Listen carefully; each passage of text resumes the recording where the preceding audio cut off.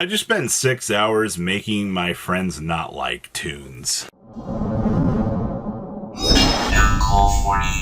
So make sure you guys smash the living crap out of Toons so you guys don't miss out on more Oz content. Honestly, Toons is a hilarious deck.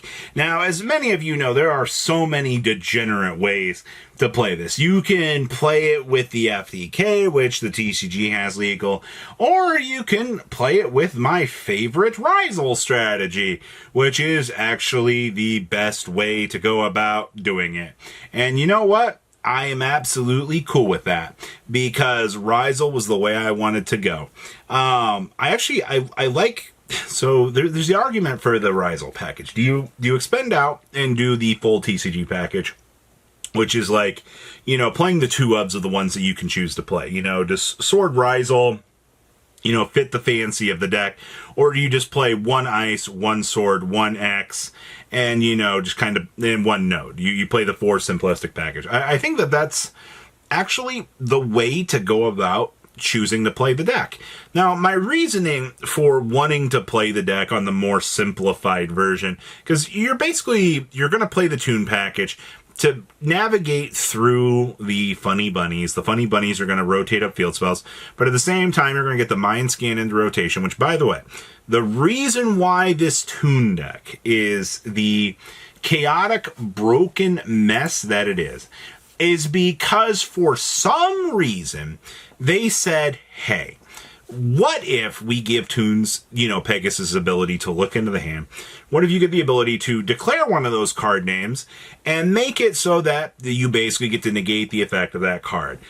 And that is exactly one of the things that they just toxically gave Toons as a genuine power-up to the deck. Now, does that feel very intact with Pegasus's, you know, playstyle? Oh, yeah, absolutely. Is it fair to play against? No. Also, forcing the opponent to play with their hand revealed actually kind of invalidates some of the more modern era Yu-Gi-Oh strategies that we've seen. You know, Blitzclick's not going to get the chance to resolve because their hand's already resolved. You know, let's talk about the fact that, you know, I mean, Vanquish Soul's already dead in a dumpster over there in the corner, right? They're already not being able to play with their hand. Well, you know, what about a Harmonia? That can't, you know, reveal and be able to do its thing. Well, as long as Harmonia says reveal this card in your hand, can't reveal it because it's already revealed. That Mind Scam, or Mind Scam, as we're going to call it, gets the ability to just invalidate every card in the game that needs to reveal to be able to trigger.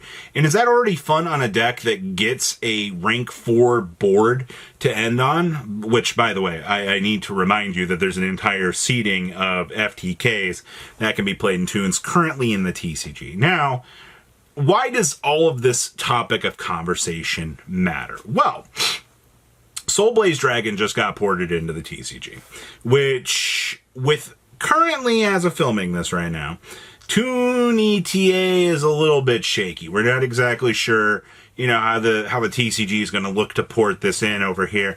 And I think that shakiness is probably our saving grace, if you want my honest opinion. Not knowing when we are going to get Toons kind of allows Konami to kind of make some other decisions. But having Soulblaze Dragon being ported in means that Ultimaya Bishu Bulkin now exists. Isn't it crazy? A card that is just basically a vanilla, except for the fact that it says, hi, I'm a level 8 tuner synchro monster.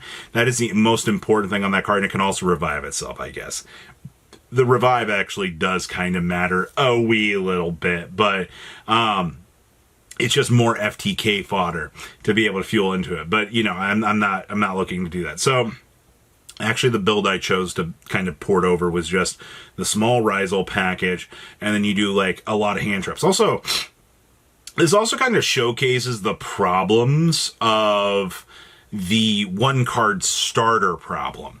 You know, if I play just rabbits, Toon tables, Toon bookmarks, you kind of understanding where we're going here. If I'm playing all these searchers, you know, Terraforming Pot of Prosperity, and then I am able to, you know, first pivot into the hand knowledge and then find a hand trap you might be trying to hold, and I can block that. There's, you know, all that. And there's also the argument, you know, well, the Droll and Lockbird exist. Oh, it certainly does. I have been drolled way too many times. But there are ways to try to play around Droll at the same time. It also depends on how you open. Sometimes the Droll is inevitable, and you're going to get shut off. And now you could also make the argument, what if we hold back the hand trap? What if we try to ash the duo drive? The problem is by that time the mind scan's already gone up, and I now have entire knowledge of your hand, and I can just filter out whatever hand trap that's going to be a problem to me. That's the problem with this deck. It's not the fact that the Toon monsters can blink themselves out. That's kind of a fun gimmick. The fact that Evil Box plus a Toon monster makes Chaos Angel, that's not like super scary. It's not the fact that you get access to the right. Actually, I do think kind of the problem with this deck is Duo Drive. It's the fact that you can pivot into Duo Drive itself and just kind of be fine. And that's crazy because that means we get like 6 or 7 possible interactions on Duo Drive. If on a Hail Mary I open up Rabbit plus Toon Bookmark, I also get to make an Ophion against you. Isn't that cool? And you thought the Phantom Knights getting access to Ophion was so fair. No, it's not fair. Actually, it's massively degenerate and kind of unfun to deal with. And I'm the one that was playing this. So why did I suddenly want to play Toons? I've been intrigued with Toons since they came out in the OCG. I love the way that the deck plays. I love that, it's a level of degeneracy, but I just don't want to play the FTK. I don't think that the FTKs are fun. I mean, like, they're gimmicky to try to go, haha, but like for a consistency amount of time to test, I just don't think that that's fun and exciting. That's why, like, when you also have to acknowledge that, Konami's usually pretty good at trying to clean up the FTKs. So the next question you have to look at is, where do we go beyond looking at the FTKs? And that's where, Japan came up with the inclusion of the Rizal package into the deck. But also, this is also kind of really starting to show kind of the age of the Rizal cards at this point and how they've gotten so broken. If I've only got to shove a 4-card Rizal package into my main deck, and even if these cards are, limited to 1, limited to 2, I'm still achieving the same result by having that bridge be in the deck, which is Duo Drive, which is incredibly crazy to think about. But I mean, bridges have been one of Yu-Gi-Oh's more modern problems in a little while. The fact that, when one engine can bridge into another depending on the core premise of the deck, that's why King of the Feral Imps got scrapped out of the game. It's not the first time that we've seen, generic bridges going, well, better luck next time, duelist. So, overall reactions. Well, I said I just spent 6 hours playing this deck.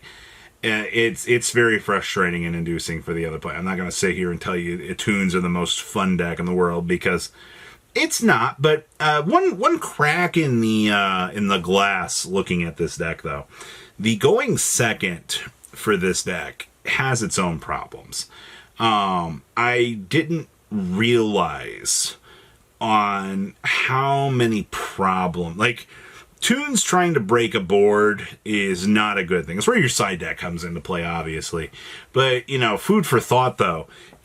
Toons, like, you can open up multiple hand traps, and if your deck can't play through, the 2 Toons, and then haha, here comes the 1-card starter package. Back in the day, it's kind of the same thing that Alistair did. It was 1-card Alistair Invocation, set up Macabre, and then a couple hand traps rotating around it. And I mean, that was very broken for the time. This deck kind of reminds me of obviously, much more broken stuff that you can do, but it's also, it's the generic hand traps gravitating around a 1-card engine that ends on a possible 7-pop board, an Omni Negate, and, a possible blink of any card in your hand with complete hand knowledge to me. This is why Rotary is already up on the block to get chonked out of the game. And here you are, you just gave Toons the exact same level of power creep. Like, that does not necessarily seem like, what we should be focusing on here. But that's Yu-Gi-Oh! For you. So, interesting deck. I will report back more on my findings in the future. But you guys have a good rest of your day and stay safe out there. Patrons, thank you. Thank